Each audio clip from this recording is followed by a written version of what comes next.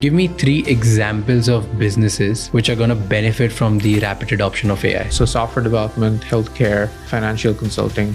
What is the most ridiculous search query you have read? Either this person's trying to rob a bank, ended up asking, I want my face protected, I still want to be able to breathe, but it should cover my nose, holes for my eyes, and I want to bike. Explain me how does the answer comes in? A lot of it just has to do with filtering out really low quality domains. And then there are subtle things you can do based on the region, based on the user's past queries, based on the current query itself. You can re-rank the final set of links. You're in a sort of competition and race with all these large companies. Who loses the most if you win? The one with the most to lose is Google. What would beating Google be like? Google employees and their kids, they all use Perplexity because it's a better product. Our today's guest is Aravind Srinivas, who's the founder of Perplexity. He has raised millions of dollars, which has gotten funded by Nvidia's founder and Jeff Bezos as well. We learn how AI actually works and what's the future of AI. And what's the craziest conspiracy you've heard about AI? AI god-like thing that you can use to control the whole universe. But do you think that's possible? Do you see any potential political threats coming on Perplexity? I think Elon raised $6 billion for XAI. Yeah. Are you scared of Elon?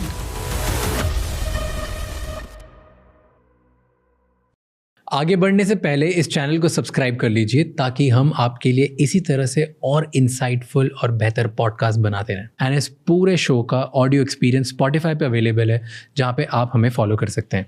Enjoy the show.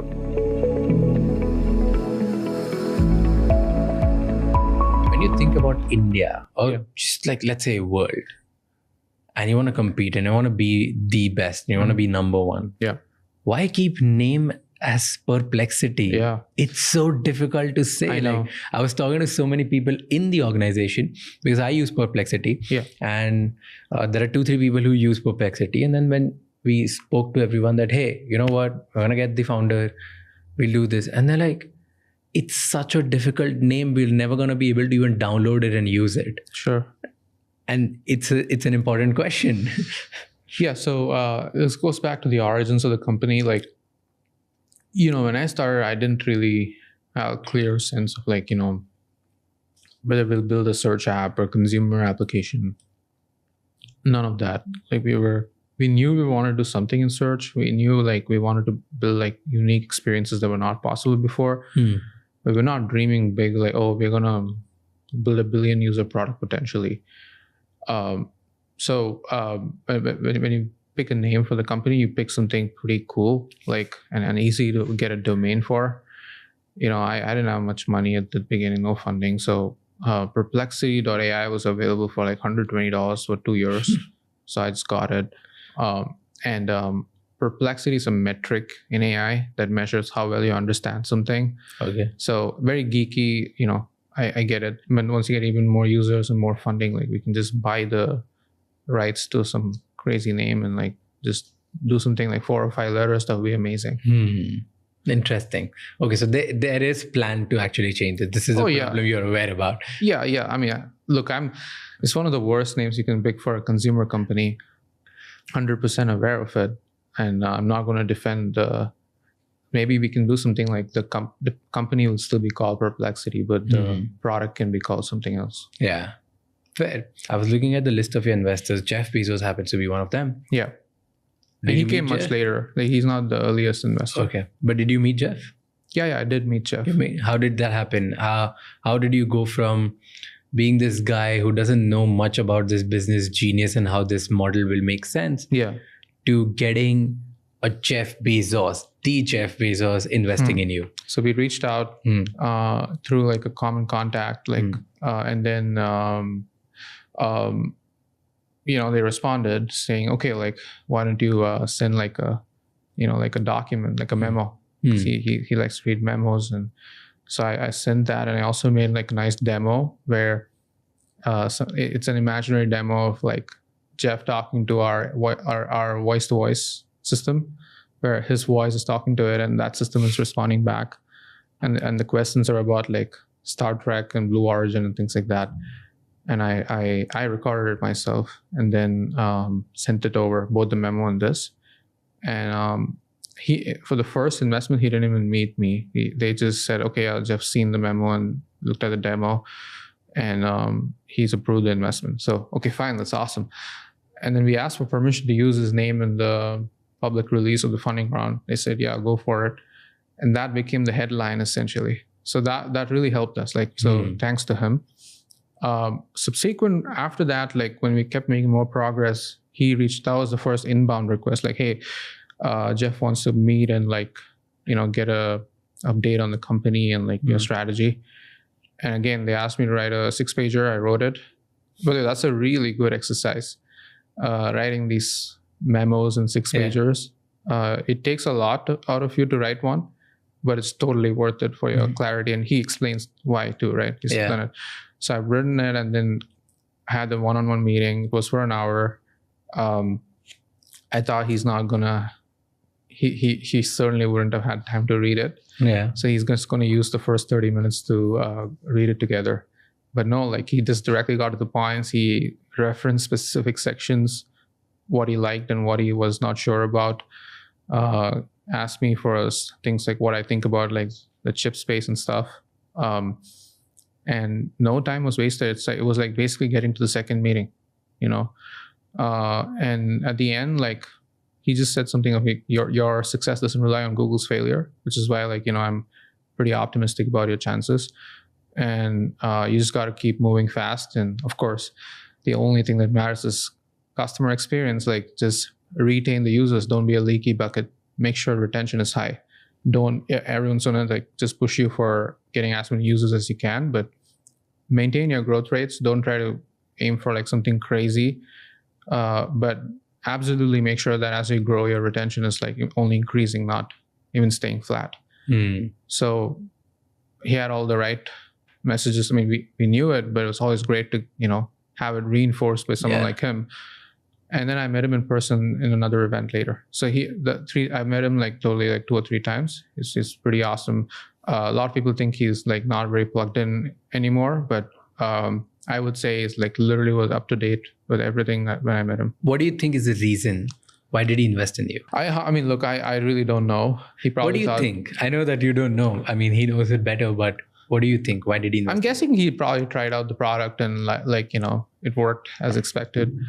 And I thought it's... But he must be getting 1,000 products which are living up to the expectation and working as described or explained. Why you? Well, we had a lot of visibility already by then. A lot of people using it. There were very few products on the market at the time also. ChatGPT was there, but it wasn't even doing browsing reliably.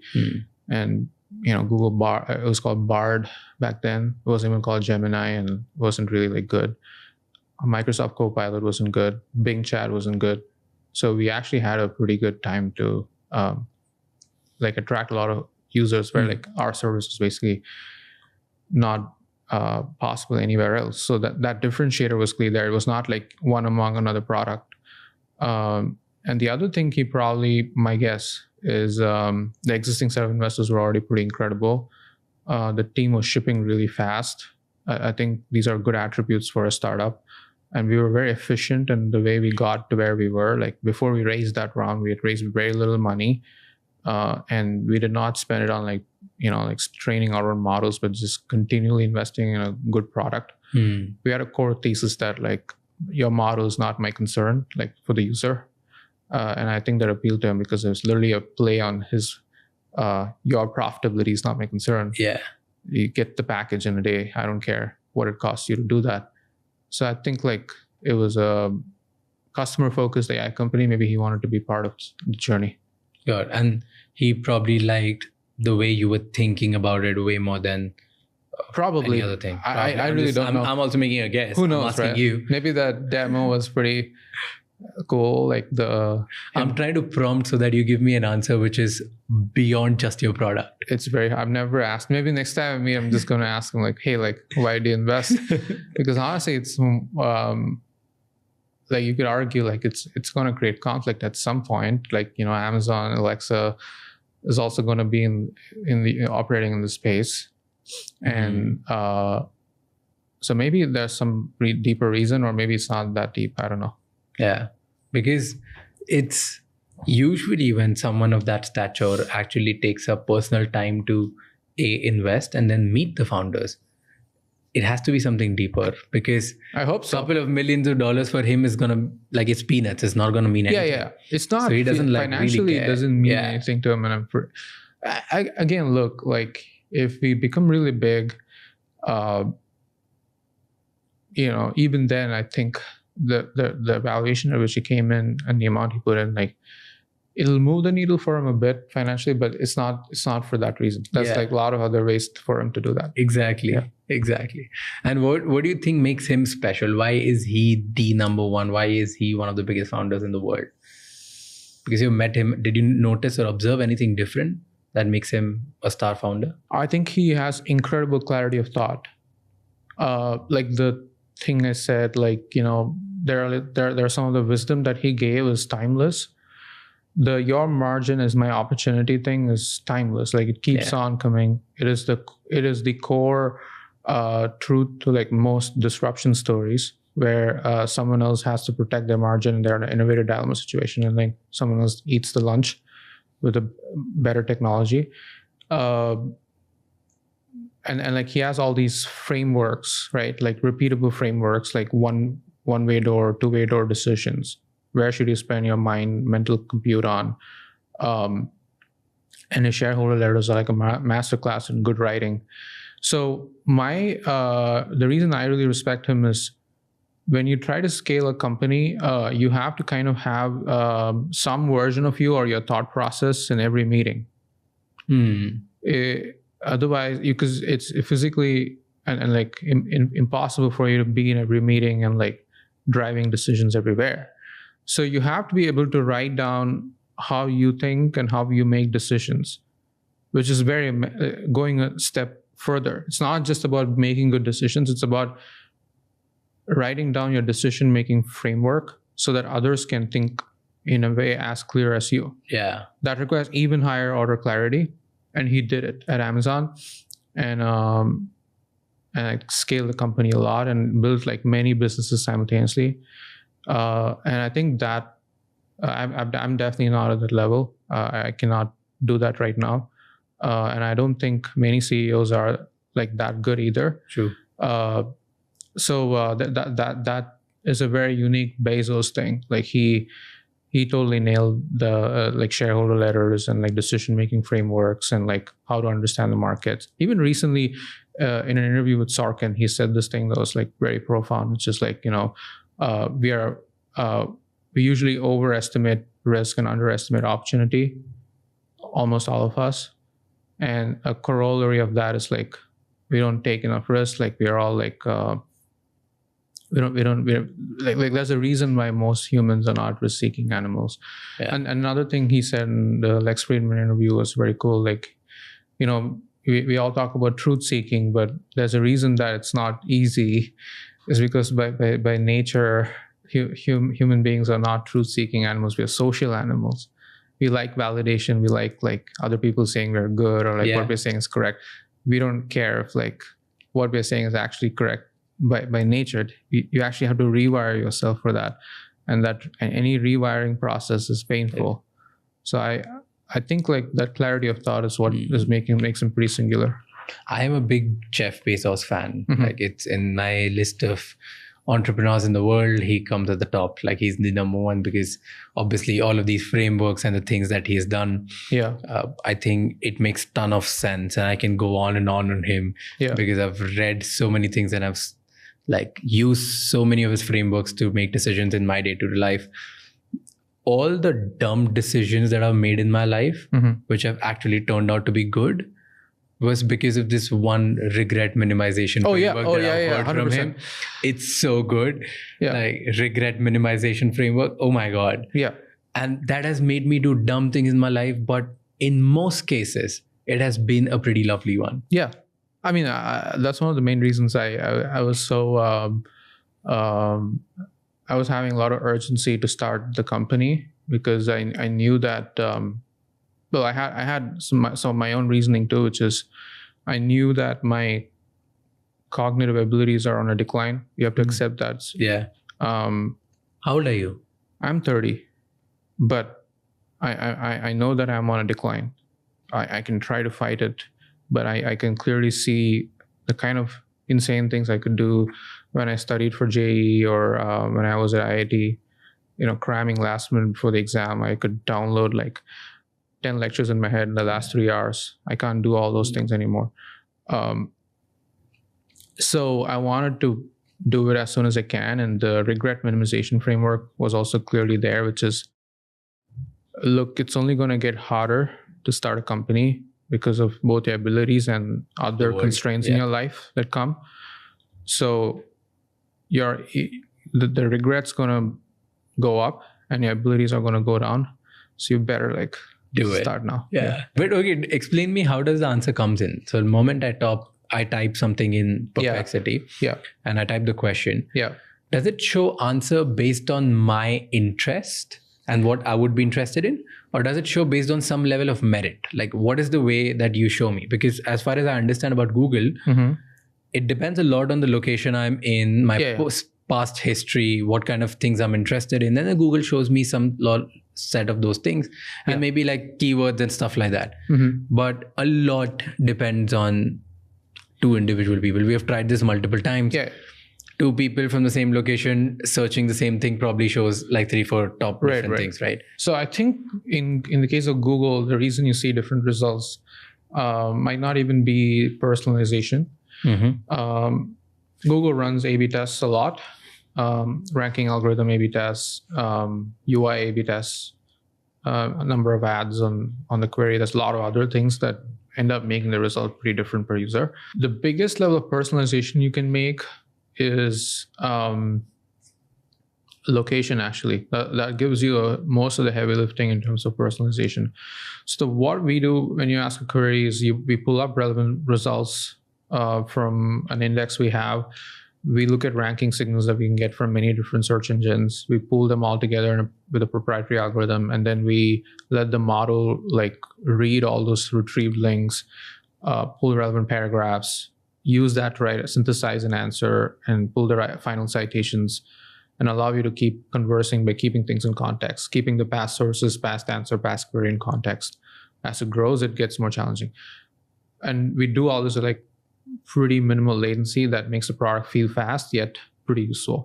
So the hard part is actually the orchestration. You can do a lot in what links you retrieve at the first stage that can make the answer quality really, really good without even improving the model.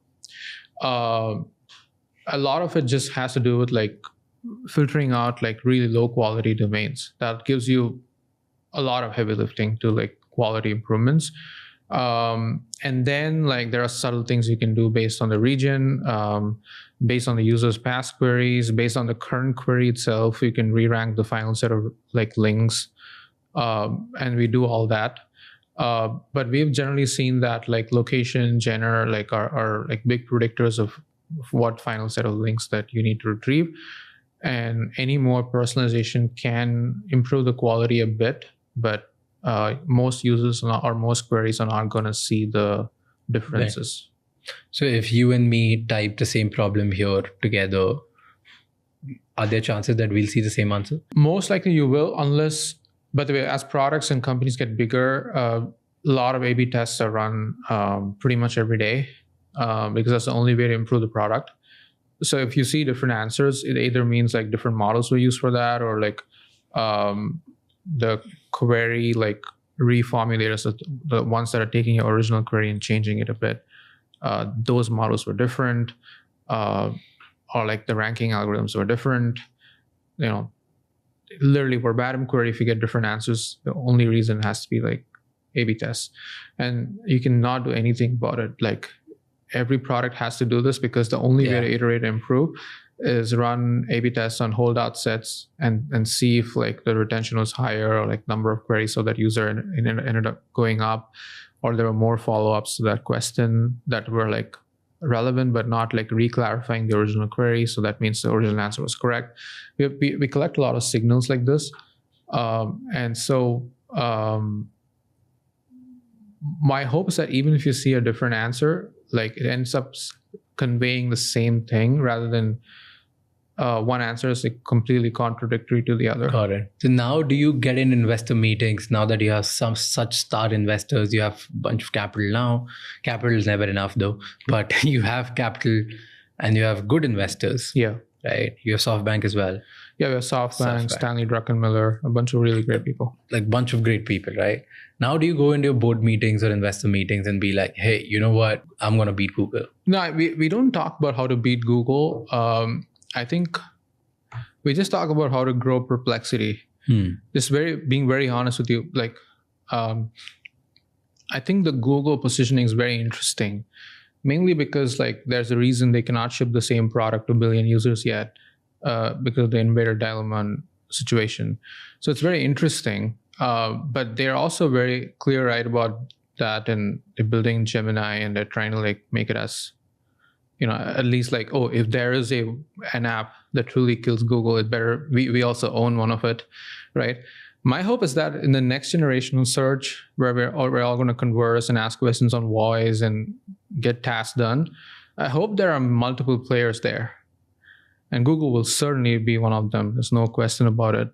And OpenAI will be one of them. We hope to be one of them. Meta is likely to be one of them. XAI. So I'm hoping like there are a lot of players here, and it's a much more. I still think there'll be a winner with a dominant market share, but I hope it's like it's not like a 90% winner and like 10% rest, and that can be avoided if you're like having enough capital to compete and like innovative on like features you're shipping, and figure out like new business models outside subscriptions. New ways for commerce to happen here. You have to do all that work. There's a lot of non-AI work to be done here. And so we talk a lot about those kind of things in board meetings rather than like, oh, how can I get everyone's like, single word searches that are happening on Google and Perplexity. That's impossible. I'm not going to get it unless like I literally displays your browser, your operating system, everything, right? Like that's not worth thinking about. Rather, it's worth thinking about like, okay, there are some kind of searches that clearly people are coming to Perplexity for, not going to Google. How to grow those kind of searches, which is actually new, right? We were not earlier, at least me, I was not going to Google to like type in like a full question ever. Yeah. So that's a new ability that some people are not even aware they can do, and that'll grow. And I think that market, how to monetize that, how to grow that, how to like bring it to more verticals, how to get in front of more users, that's where it's really worth focusing the energy on. Okay. Compare, for a layman like me and for all the viewers who are watching, compare Google with Perplexity for me. Yeah. What are the weaknesses which Google has? Yeah. And those are the weaknesses or the gaps that you guys have seen, and you're solving it for it. Yeah. So the median number of words on a Google search is like 2 to 3 words. I think 2.3 words maybe. The median number of words on a Perplexity search is like 10 words. So people on Google, like if you actually go to trends.google.com and look at the top one, not the rising ones, the top ones are always like single word searches: Amazon, Instagram, Reddit, TikTok, weather, score, cricket. It's like single word searches. And that tells you what people are mostly doing. They're just navigating the web. Sometimes they ask like very quick, fast facts, like Sachin Tendulkar age or something. You just quickly get it right there.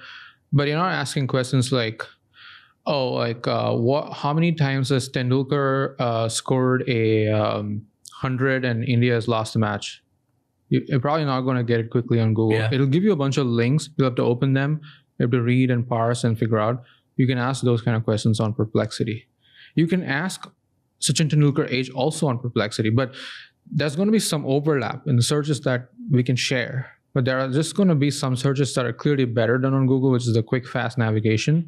And there are going to be some searches that are better done on Perplexity, which is actual answers to questions. Yeah. Now you can ask me, how many people are really asking these kind of complicated questions? Today, not so much. We get 20 million queries a day, and maybe like 80% of them are like pretty deep questions. But over time, it's going to grow. you're not just going to ask those kind of weird esoteric questions. You're going to ask things like, how do I fix my, how do I renew my Aadhaar card? I'm actually outside the US, or like my passport tore, and like I'm stuck in this country. What do I do? Like, these are the kind of questions that are going to like grow. Yeah. And I think you're not going to go to Google to that for two reasons. One is Google was never like meant for that. It's ingrained in you is not that user habit yet. So that muscle memory is not something that we're competing with. So we can actually like be the product, go to product for that. Number two is, even if they ship things like AI overview or like answers right there, they don't actually know when to like do that, when not to. And it becomes like a kitchen sink of so many different UIs in one search page, which really frustrates the user.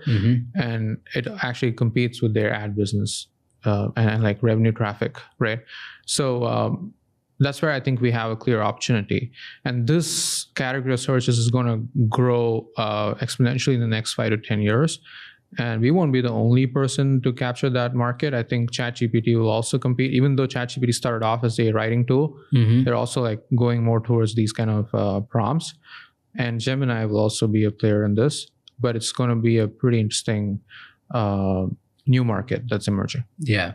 So without even knowing about this, you're right. I use Perplexity for this only, like, and it's so subconscious that I use it for XYZ reason, because probably the first time I asked question, it showed me the kind of answers which made me ask more deeper questions. Yeah.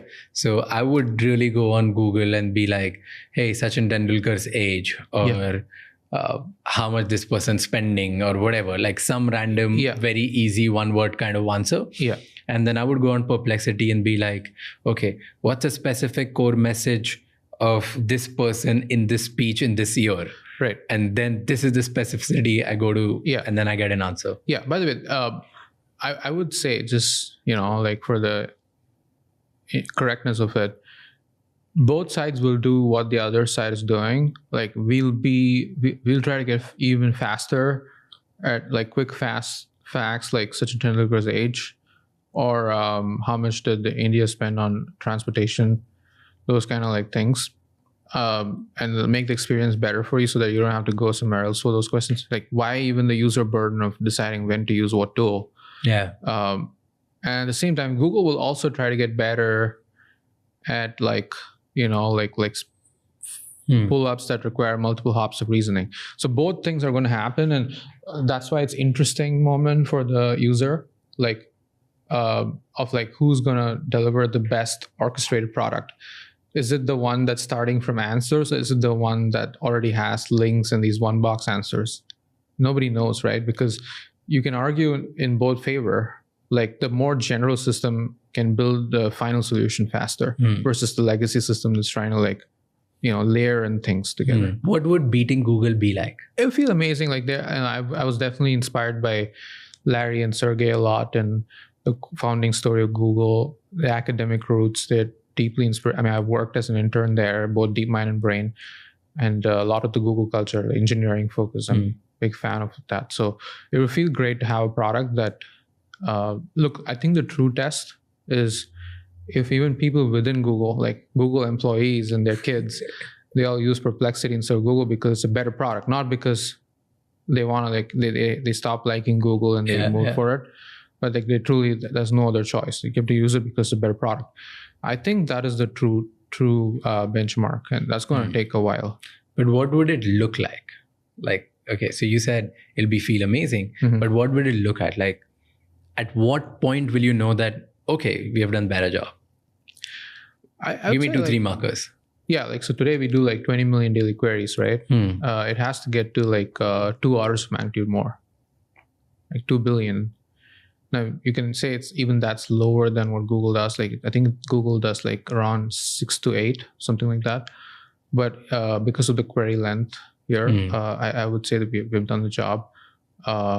And you can see it, right? Like, look, the younger generation has less loyalty to Google as we do. So they're actually, the older generation allows these voice-to-voice systems. The younger generation also allows using these conversational systems. So I think it's going to be very interesting to see how the behavior of the new generation changes. So one way to mark, like a marker, is like what product do they use when they grow up. And my prediction is it won't be all Google. Let's play the long game here. Like, it's not necessary to win every single user. Yeah.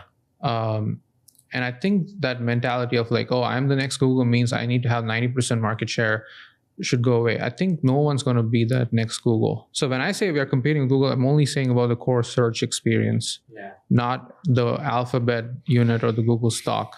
So a lot of people like use this, criticism for us saying like, oh, like, look at this competitor, but then Google stock keeps going up. Okay, listen, like they have like so many other businesses, and I'm not saying the stock's going to go down ever. Like, it's a safe investment to make. They have Waymo, they have like so many new businesses that are coming up, DeepMind, AlphaFold, like quantum chips. So it's a great company, but the core search product for the first time ever in like 2 decades is clearly under threat. If it was not under threat, they wouldn't be doing like Gemini and AI overview, right?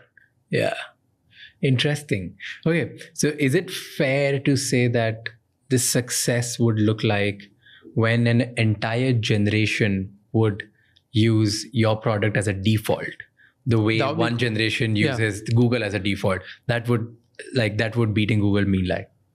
Yeah. Or having a higher market share there. Like, that's what, like entire generation, like a majority of the generation using one thing. Yeah, exactly. Let's say like it's split like, 40, 30, 20, 10 with among 4 tools. I don't know what they are. Maybe us, like Microsoft, Google, Meta, like something like that, right? I think that would be a pretty big win. And I hope like unanimously the global aggregate is that. And that would be an even massive win. Yeah. But even like one generation would be a great win. Where do you stand today? Give me some comparison. I'm interested in this. Let's say right now the AI usage is like, I think ChatGPT has 80% market share right now. Okay. As far as I'm aware. And you? It's all depends on the web and the mobile. I believe on the web we are third and Gemini is second. On mobile, I think Gemini has more installs but extremely poor retention. So in terms of actual usage on mobile, I wouldn't be surprised if we're number 2. And I think like Copilot has a lot of installs too, but lower retention than us. But clear winner right now, both web and mobile, is ChatGPT. But that doesn't need to remain the case. Yeah. And that's why it's really interesting. And in terms of funding, if you want to compare yourself with, let's say, ChatGPT, Google, and you, where do you stand? Oh, come on. Like Google has like $100 billion in cash. Yeah. And Chat? And ChatGPT has raised, as an OpenAI, they've raised, the last round was probably like 10 billion. And I think they're going to raise more. And they've already raised like 13 billion. So in total, they raised 20 billion or 25 billion, right? And they can definitely have the brand to raise more. Yeah. So we have not even raised $1 billion so far in total. How much have you raised total? I mean, in total, we've raised around like 800 or 900 million, right? So. And the last round was around? Yeah, we raised 500 in the last round. So clearly, like from one end, if you look at our funding rounds, it looks massive. But on the other hand, these are like three, like one has 100, another has 20, raised 20, but burning 5, like losing 5 billion a year. So it's not exactly the same. And us is like, we raised not even $1 billion. So clearly there's 3 different, like orders of magnitude on the spectrum. But the nice thing is like, just because you have the money doesn't mean you win. Like I said, if that was true, then we would never have been in the conversation. Yeah. So the one who can ship the best product has like a good chance. Lower bureaucracy, faster movement, lower distractions, clear-eyed focus on just the product. Definitely has like a lot of advantages here. So what we need to ensure is like keep growing our usage, keep growing our brand and mind share. Figure out ways to like monetize well too, so that we don't just end up with like a big pile of cash and a lot of users, but don't know how to turn that into real business. We don't want to be in that sort of spot either. So, but don't like overemphasize revenue over growth. So that if we can ensure we get these basics right for the next 2 years and keep shipping cool things and staying ahead of the rest in core user experience, then we have a good shot at like playing this game. But if we don't, like, there's nothing we ship that others don't ship in like a matter of weeks or months. And if we are not growing our user base, and if we don't know how to monetize the existing user base well, we're definitely going to be in a difficult spot. And your current focus is revenue or growth? Growth. So you're not going to focus on revenue for a while? We'll make good revenue to the extent that, like, at least on the paying users, we have good margins. And on the free users, the cost of running the service keeps going down because these models get cheaper, and we'll figure out ways to make it cheaper algorithmically too. But we're not going to obsess about like making revenue and turning the company profitable next year. Yeah. Okay. And then what about XAI? You read the news yesterday? They just circulated. I think Elon raised $6 billion for XAI. Yeah. Are you scared of Elon? I mean, come on, like, what? It's not scare. I'm a fan. Like, he's a, inspirational entrepreneur for me. And I think it's cool that he's also building something here in the space. And I would never underestimate him. The quote is like, never bet against Elon Musk. My hope is like, there's a lot of people who, there's not like one product everybody uses here. There's a lot of people use different apps, and he's also going to work in the search space. Clearly, like Grok's doing some web sources too. My sense is like there are a lot of verticals to build here. There is finance, shopping, travel, local, weather, news, sports. Like, so even within each of these, there's so many sub verticals, and like entertainment is there, shows. So there's a lot of things to do here that like, some products will be amazing at some things, some products will be worse at other things. And I feel Elon's entry just makes the whole market even bigger. If something is worth his time, then it just means like the market's huge. But does it bother you? Does it scare you in some say? No, because there are already like a lot of star players and the big players with big deep pockets, and then there's Elon as well. Now he's entering into this space where you are operating, and you are you're number 3 right now. You want to escalate it to number 2 and then eventually number 1, but then there's this guy, and you said the world says that don't bet against Elon, right? Yeah, I mean, by that I mean like he's not going to lose. Like, he's definitely going to have a good market share, and he's going to win in some manner. No, but what does it mean? Like, if someone like him raises the money, does it mean raising money for you gets difficult? So it's complicated. Like, obviously, money is not infinite sum, right? Similarly, GPUs are not infinite sum. Like, there are some zero sum games there because just constraints in the world, how much capital there is, and how many GPUs you can make. Yeah. So definitely, like, there are some advantages having a lot of capital, but at the same time, it's also how you spend it. So XAI, for example, has raised $6 billion, out of which they intend to spend $5 billion on just building a data center with 1 million GPUs. At least that's what I read. Maybe it's wrong. Maybe it's an overestimate, but let's just assume that they spend 60 to 70% of the cash on just building data centers. So that's not how we are spending our money. So the amount they're actually spending on the core product and making it better will be probably comparable on a yearly basis. And I think that gives you a pretty good shot if you're not training your own models. And now you can ask like, oh, what if they train an insanely better model than the rest? Yeah. That just makes their product way better, that no matter if you use other people's models, you're not going to be as good as them. Again, like, it's possible, but I wouldn't give it a very high probability because so far the trends are that models are like, there are like too many players and they're all like playing ping pong, and like it's very evenly contested. Like Anthropic's there, Google's there, Meta's there, OpenAI's there. So I think there's good thesis for a company like us, which can use all of them and just focus on the user. So now that he's a part of the government as well, does it give him any edge? I mean, my sense is like he's never really taken any advantage of that. And like, for example, not yet. okay, like I would just go by past actions are a good predictor of future. And he owns X, Yeah. right? But it's not like he de-amplified any of his rivals' tweets or company rivals' tweets. He could have done that, like just gone to the algorithm, like tweak the knobs to like lower the engagement score for those tweets.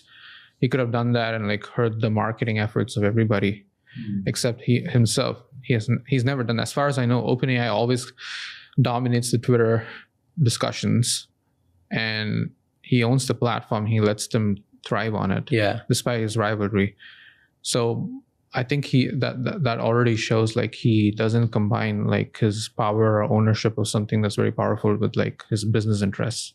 So I think like whatever work he's going to do in the government, I would just assume that he truly cares about the country, and he's not like combining his business interests with that. You also said in Lex Friedman's podcast that Perplexity is not succumbed to political power the way Google is. What do you mean by that? Like, Google in the past has been like accused of like at least like ranking bias, where if you typed Trump news, you would get both. It would kind of reformulate your query to like Harris, Trump, and give you like both articles.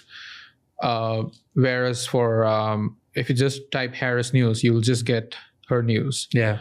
Or autocomplete, like when you type in Google, like your queries are auto suggested, right? If you type Donald, like the next suggestion is duck and not Trump, and Trump doesn't even show up in the other list of suggestions. At least 3 or 4 instances like these, like where Google clearly had some ranking bias. I think, like for example, the Joe Rogan Trump podcast, when people went to search for it on YouTube, you couldn't even find it.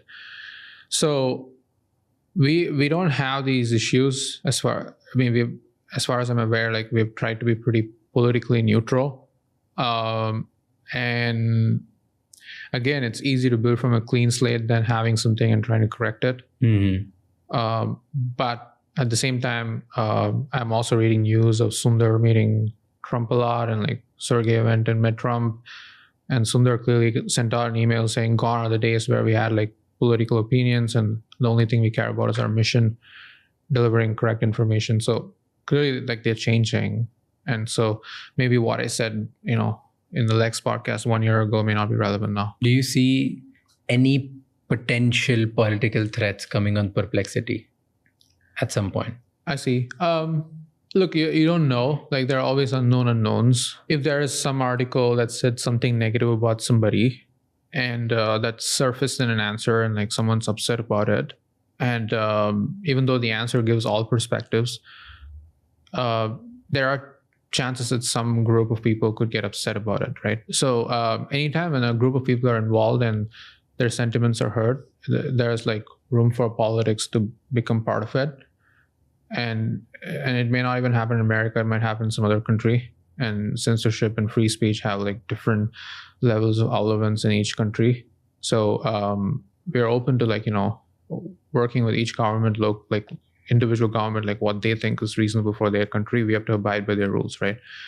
I've been very clear about this. Like Google in the beginning, I think they had all these opinions of like them being above governments, and like, what they really care about is like true freedom, like that sort of like, you can read their culture, don't be evil, like just be free.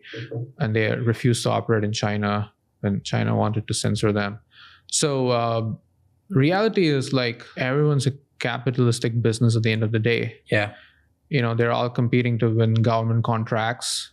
At one point, Google Cloud employees protested that Google's working with the Pentagon, and now like they just fired those people who did it again, and they're competing with Amazon and Microsoft to win those contracts, because clearly that moves their revenue up and moves the stock up, and that's what the shareholders want, right?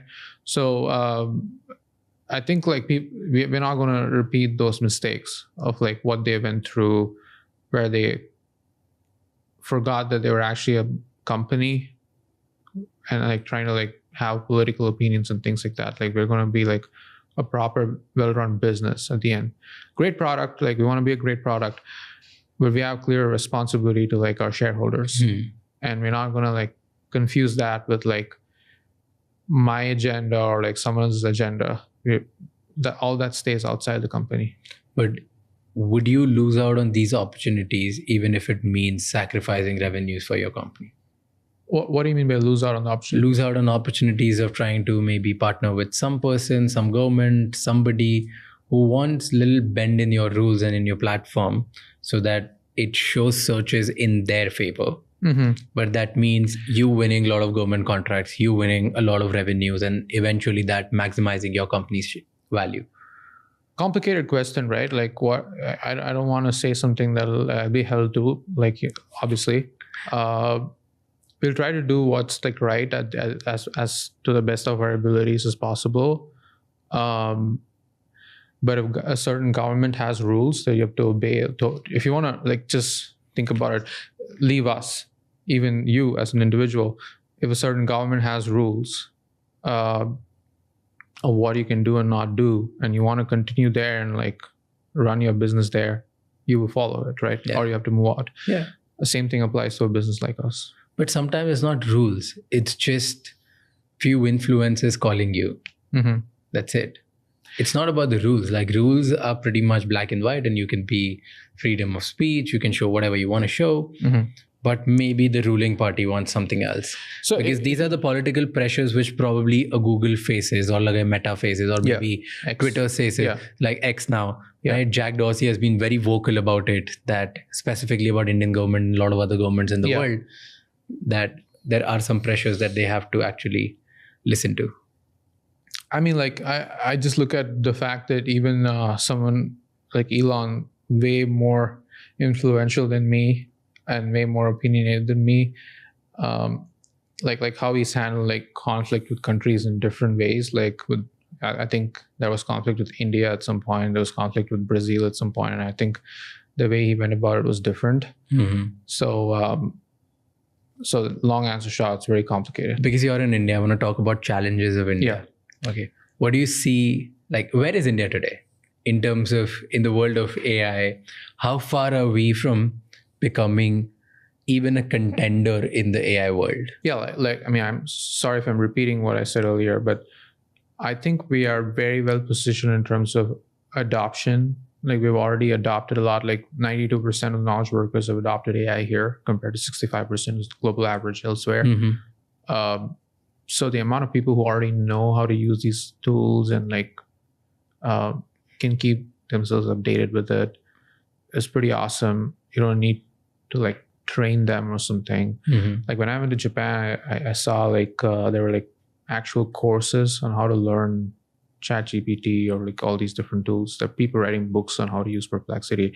I don't think you even need these things here. People are already like pretty acclimatized to these things. What are the challenges that you see here? I think the challenges are, how can people using these tools earn more? They should ideally, because they should be able to do more work now, faster throughput.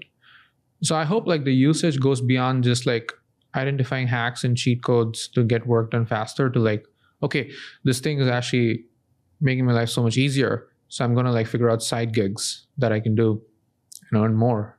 And if like a bunch of people start doing that, the average income goes up and GDP goes up. So that needs to happen. I hope it's already happening too, at least at a small scale, but that really needs to happen.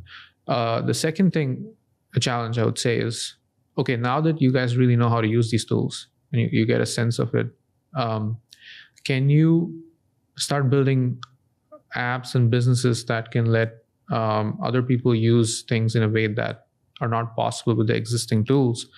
Whether you build it for the Indian market or the international market, doesn't matter, but build something that doesn't exist yet and get it in the hands of like 100 million people here and create new market caps from nothing, right? Employ new people here and like give them opportunities. So that's, again, creation of value that needs to happen. So the bright side is we know how to use these tools. The flip side is like we have to figure out how to increase the GDP of our country. Per capita GDP is more important of our country through these things. And I really hope like one advantage that we have, healthcare, is looked upon more seriously as an opportunity space. So you said people should start earning more. Yeah. Give me 3 examples of businesses which are going to benefit from the rapid adoption of AI. I would say healthcare. Okay. I would say like a lot of like software development, easily like, you know, a lot of other companies. I think like there are a lot of independent consultants here who like do coding gigs for others. Mhm. I think they can do a lot more now per unit time. So software development, healthcare, I think just financial consulting. How a financial consultant can use AI to give better. Yeah, so take like advices. have the AI look at your portfolio and have the AI go and research the web on like latest news related to each of these stocks. Read analysis reports, private reports prepared by all these banks like Goldman Sachs or Barclays, sell side reports, and then come back with the investment advice of like what you should be like changing to adjust it, or new stocks that you should be looking into, new changes. Equivalent of like several hours of actual research that an analyst does and charges for. If you can have an AI do it, arbitrage that and give it to more people who usually don't get access to these kind of consultants, and allow everybody wants to make money, and you take some cut of that, and like create market value from nothing, right? So AI-based financial advisors, AI-based healthcare advisors, or maybe agents who are connecting you to multiple doctors. Or just allowing you to get quick checks on like what's happening to you, uploading your reports, having it be audited by an AI, and then using that and going to a doctor. All these things are like clear opportunities. Okay. And what are the businesses that are going to feel the maximum tension because of AI? They're going to fail because of adoption of AI.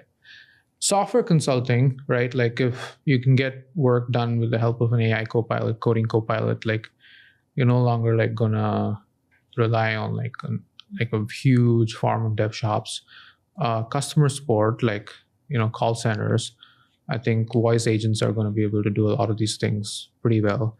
We should try to disrupt it ourselves, like whoever's going to these call centers and doing these calls, and like we should try to like do it with AIs as much as we can. So obviously some people who are going there are going to lose their jobs, but whoever is like running these businesses can potentially have higher margins too, and those margins can be used to give those people that are potentially going to lay off like different kind of jobs, right? I think we got to do some restructuring there. Okay. These are the 2 places where you see the most. I have 2-3 like fun questions. One is, what is the most ridiculous and bizarre search query you have read?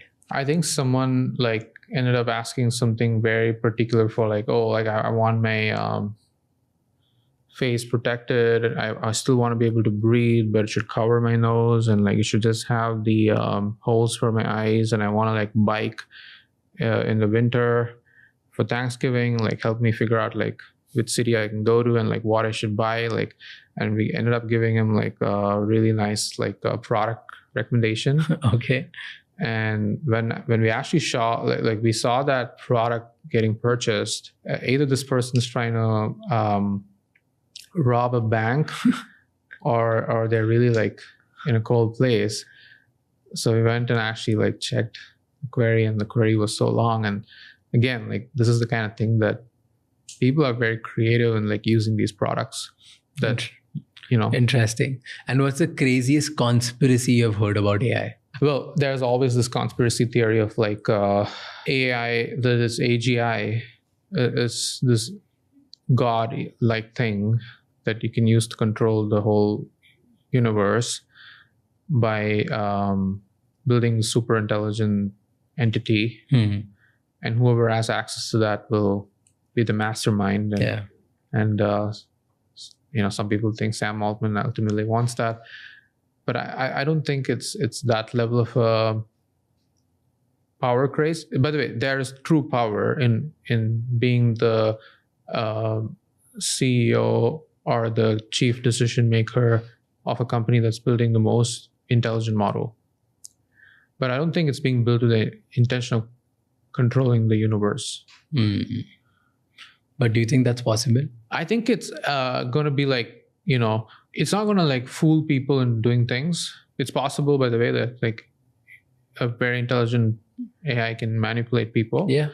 But I think the power games are not going to come from those things. Like, it's not like, oh, a politician wants to have access to it to win the next election or something. They can do it. But the real danger is going to be more from if you can throw like the equivalent of 100 most intelligent scientists, but working 24/7 on like a very hard pharma problem, figure out a new drug and like the next Ozempic or something, and sell it for a crazy premium. And you completely own the solution. The only way you even got to the solution is you had the ability to spend that much inference compute. So those kind of situations we are like one country getting the end output of a very super intelligent AI that they can use to their advantage in the market. Mm-hmm. And then because of that, the next order effects are another country trying to steal it in some manner, and that leading to like defense problems and warfare. Those kind of situations are possible. Those are the big and real worries. That's what I think will happen if we have like super intelligence. I'm not talking about general intelligence. Super intelligence is a weird thing. It's not a thing we understand today because we're not used to super intelligence. It doesn't really exist. There are people that are being extraordinarily intelligent, like Einstein, but you wouldn't call even Einstein super intelligent.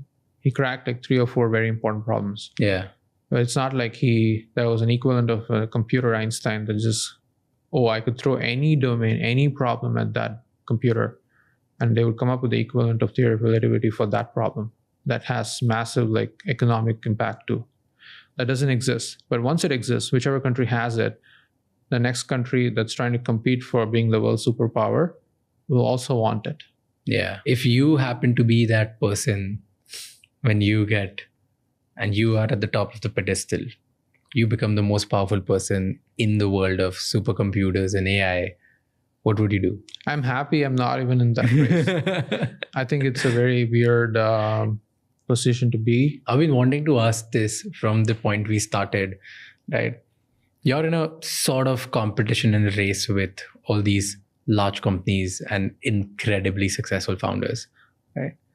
Who loses the most if you win? I think I've never thought about it in a zero-sum way. There are clearly some zero-sum games with some other companies. Yeah. Undoubtedly. I think it's not about whether we win. Whoever is going to crack this AI native answer engine assistant. Let's say you cracked it. Okay. Whoever cracks it, the one with the most to lose is Google. And that's simply because of their current business model. Now, by the time someone cracks it, if there are other bets, YouTube Cloud and all that, they increase the margins there and they figure out a way to like make Waymo even more successful meanwhile and get some new cash flow there and explain to the shareholders that like, look, this is clearly an inflection moment, but like we have other things and we'll be fine and we'll go for the new thing too.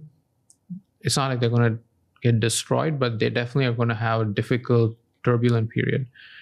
So yeah, they have the most to lose in this game and they're aware of it and I think they're working on it. Got it. My one worry is with the rapid adoption of AI, this happened with all the technologies which are coming, is increase of digital amnesia. So it's like a phenomena where people forget information on day-to-day basis a lot because they rely on technology. Oh, right. A lot, Yeah, that's fair. right? That's fair. It's like, so compared to like our parents' generations, the way we calculate things is our ability to calculate simple math problems is gone because we use calculators. Yeah. Similarly, when I see my younger cousins, they do it.